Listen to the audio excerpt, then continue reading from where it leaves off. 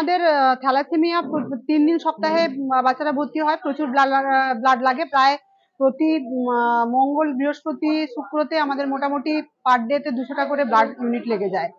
তো এই গ্রীষ্মকালে ব্লাড ভীষণভাবে ব্লাড কম থাকে আমাদের ব্লাড ব্যাংকে, যার জন্য আমরা এই টাইমটাতে আমাদের নার্সেস ডে আমরা উদযাপন করে থাকি এবং এই টাইমটাতে আমরা ব্লাড সব নার্সিং স্টাফ এবং এবারে যেমন কিছু স্টুডেন্ট আমাদের সাথে আছে এমএসসি নার্সিং এর স্টুডেন্ট, তারা সব মিলিয়ে আমরা এখানে ব্লাড দেওয়ার জন্য এসেছি।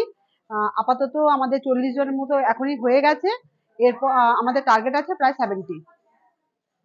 কতটা কাজে লাগবে? অ্যাকচুয়ালি আমরা মানে রোগীর চাপ সামলাই বলে আমরা অ্যাডমিনিস্ট্রেশনে খুব ভালো রকম জানি যে ব্লাড ব্যাংকে এতটাই ব্লাড কম থাকে এই টাইমটাতে, ডোনার না আসলে আমরা ব্লাড দিতে পারি না। মুমূর্ষু রোগী যারা থ্যালাসেমিয়া পেশেন্ট, এছাড়া যাদের পোস্ট অপারেটিভলি দরকার হয় তাদেরকে দিতে পারি না। সেই ক্ষেত্রে এখন এইটা আমরা আশা করছি এই ব্লাডটা খুব কাজে লাগবে। এখন যারা উদ্যোগী হতে চাইছেন তাদেরকে কি বার্তা দেবেন?